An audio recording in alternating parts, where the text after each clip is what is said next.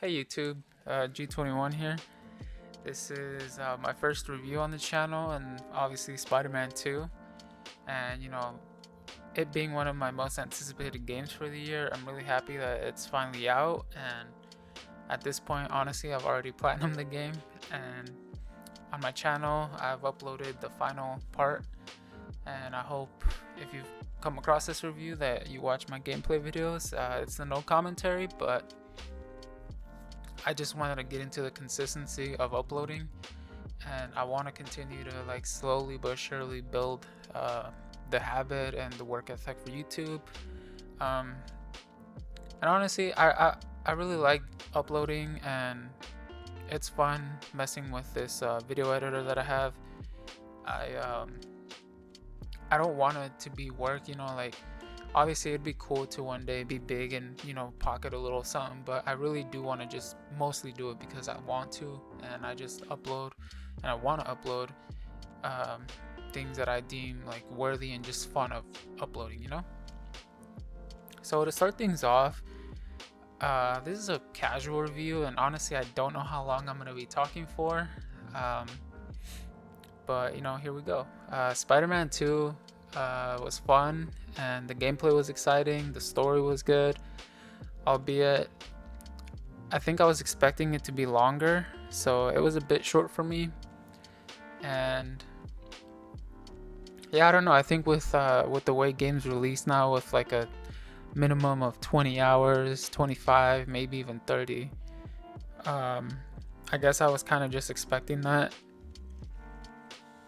Ultimately though, it's not a loss for Spider-Man to be as short as it was. It's not like a negative. And yeah, the game starts with Peter and Miles. They start taking on Sandman, which was a really cool intro fight. Um, it was a good way to reintroduce us to them. Like for me, 2018, I played in 2018, so it's been 5 years, and then Miles Morales came out, and I think I probably played it a year later after its release, and I didn't touch it since. I probably platinumed that game as well, and never touched it again. Um, yeah, I don't really play my games immediately, so yeah, I was definitely struggling, and for the difficulty that it was on, honestly, I shouldn't have died as much as I did, but oh well, we're here. And so yeah, we start with Sandman, and soon after we get introduced to Harry. Finally, he was introduced in or teased, I should say, in the first game. We got to hear him a lot with the side missions, side content, and then he was teased even more in Miles Morales. So he was bound to show up, and I think everyone that played both Spider-Man games knew that he was gonna be the villain Venom.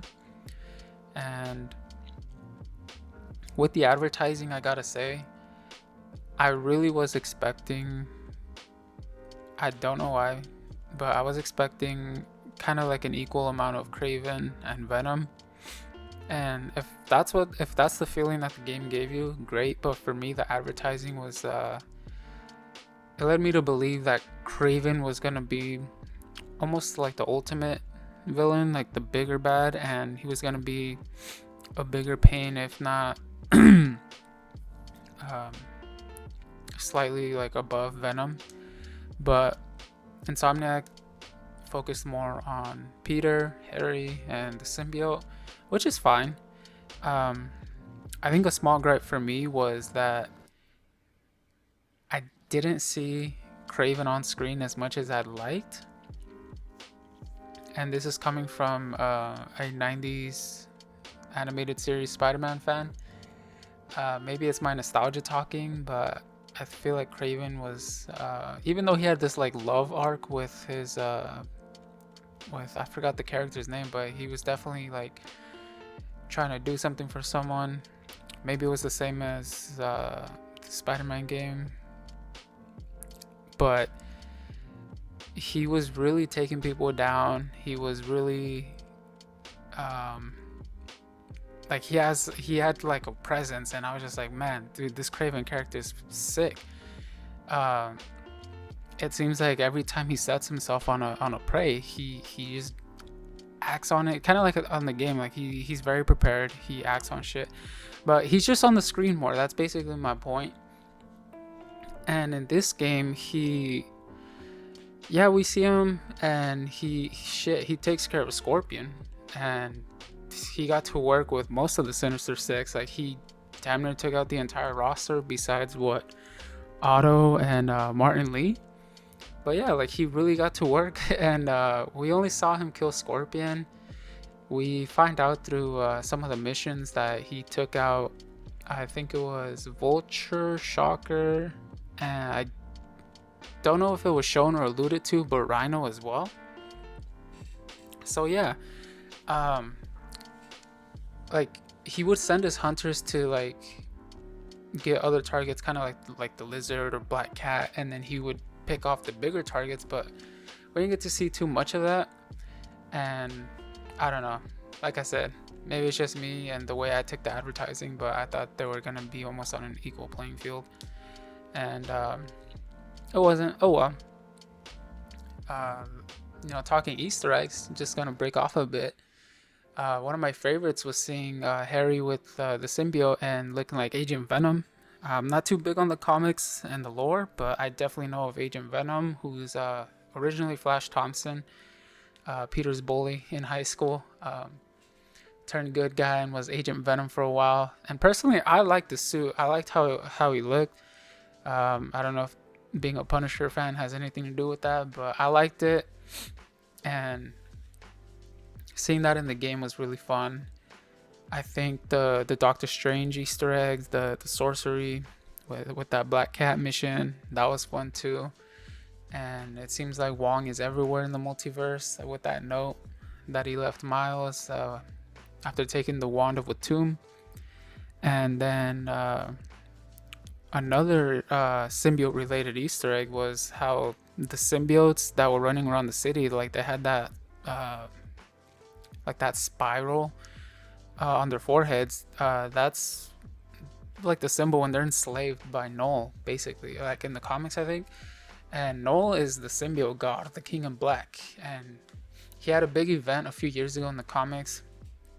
Again, I need to go to a comic store and get these, but I just definitely know that happened, and that was really fun.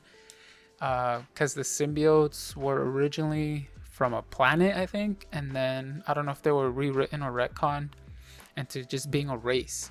And that race was obviously created by Null, the King in Black, and shit, he exists in the Insomniac universe, so that's really fun. That was really cool. And also, I mean, Lizard,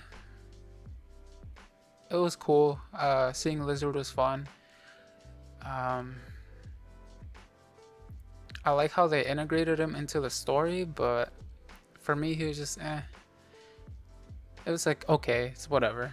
But back to the story, we're moving forward a bit, and we get to the point where MJ, Harry, and Peter lock in on Dr. Connors, and they go to one of Kraven's bases, and shit pops off.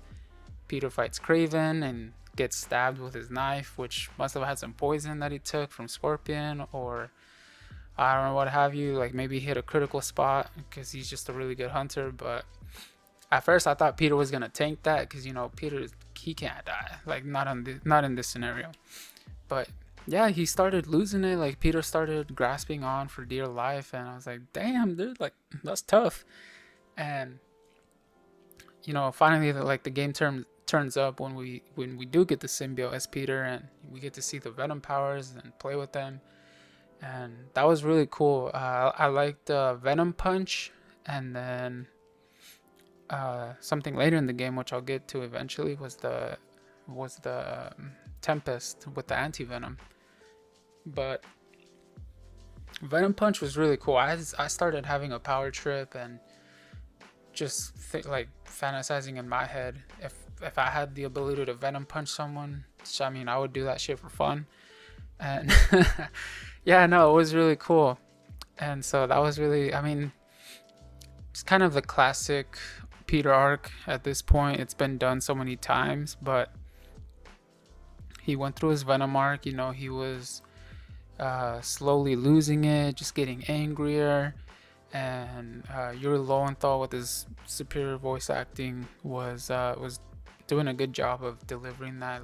Just Peter going down the hole. You know, the symbiote is kind of what is a metaphor or analogy for like drugs. You know, he eventually got addicted to it pretty fast, I would say, and the symbiote was starting to take more than it was giving. So that took a toll on Peter and the people around him. I think it hurt the most. Not hurt the most, but you know, I was almost looking away when he was being rude to Miles' mom, because come on, that's real. Like, don't be rude to her, you know? And so Miles, being the great Spider-Man that he is finally able to help Peter out of the symbiote. And just like drugs, you can get all the help in the world, but you have to make the decision to let go and to change your life around. And so Peter kind of, what I like seeing is that Peter made the choice to, and like fought. He's like, you know, this is it, it's coming off. He made the choice to take it off and get back to being regular old Spider-Man, which was nice to see.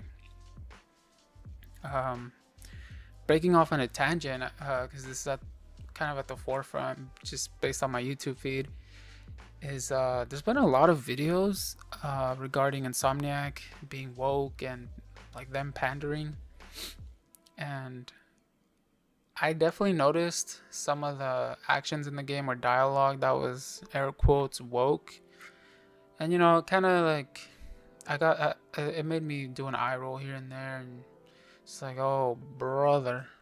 But really, it didn't take too much of my experience. It didn't take away too much from my experience. I was just happy to play the freaking game. You know, I was super hyped for it. I couldn't wait for it to come out, and that trumped anything that I was really witnessing. And I don't know if people are just doing it for clickbait or views, but man, there was so many that I could have spent hours down this rabbit hole of Insomniac being too woke or whatever. But nah, just at the end of the day, I liked it. I mean, I pre-ordered the game, I got the product that I wanted, and I was ultimately happy. But I think if I'm gonna say anything, is I do think they pandered a bit.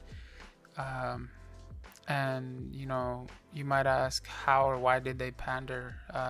Well, in the Middle Eastern version of the games, any sight of the pride flags or just anything related to LGBTQ, all that stuff was removed. And you know, obviously in the Western versions of the game, it's all there. And so it comes off as disingenuous. And yeah, I think that's it. It's just disingenuous. And come on, dude, like, they're just doing it, just milking that. And if it's gonna play out like that, I think it's just worth not putting in there at all. But that's just my take. Let me know what you think in the comments. But back to the story, we get to a point where Peter finally has the symbiote off.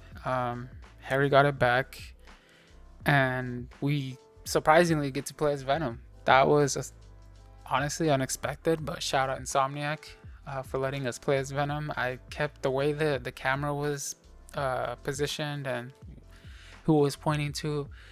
I kept asking myself, like, no, like, are they actually gonna let us play as Venom? And just like some of those people out there on YouTube as well, I just paused. I couldn't believe it. Feeling as powerful as we did playing Venom was just something else, man. And just feeling like a beast and tearing through Oscorp. And what was really fun was going through all the levels in the building. So it's like you jump from one platform to one platform, and then eventually you just realize you're climbing up and up and up. And that was so cool to just be at the top and just seeing all the havoc that you wreaked. That was really, really fun. Yeah, that was fun. And then we get to Harry goes to May's house and has a sit down with MJ, and eventually Peter follows, and then we get to see Scream, another unexpected part in the story. One thing that I didn't like was how much yapping MJ was doing. That leans a little into like, I don't want to say it, but it kind of took me out of it, just how much MJ was venting. And it's like, dude, you couldn't have had an adult conversation about this? Like, you couldn't find the time to talk it out with Peter? Like, why are you gonna let it all out here? I mean, obviously the symbiotes draw on your emotions and they become that outlet for the wearer, but I don't know, I felt like it was an excuse for MJ to let all that shit out. And that's like, you know, most of the boss fights was like 3 stages and MJ got like 4 or 5.